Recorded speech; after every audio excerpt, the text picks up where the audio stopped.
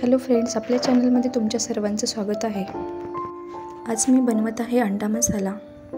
चला तर मग बघूया अंडा मसाला कसा बनवायचा ते। अंडी मी उकडून घेतलेली आहेत। गॅसवरती पॅन ठेवला। पॅन गरम झाल्यानंतर त्यामध्ये थोडेसे तेल, बेसन पीठ, मीठ आणि लाल तिखट टाकून त्यावरती अंडी थोडीशी मी फ्राय करून घेतली।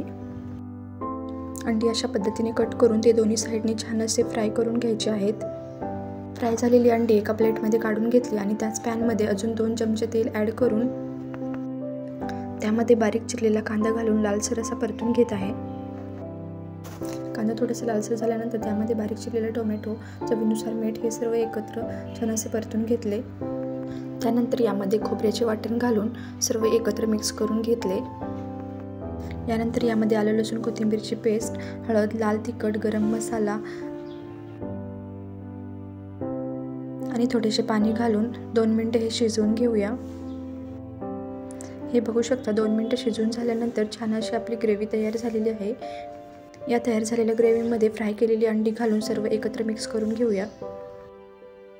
यावरतीच बारीक चिरलेली कोथिंबीर घातली आणि हे बघू शकता छान असा आपला अंडा मसाला तयार झालेला आहे। रेसिपी आवडल्यास लाईक, शेअर, सबस्क्राईब करा।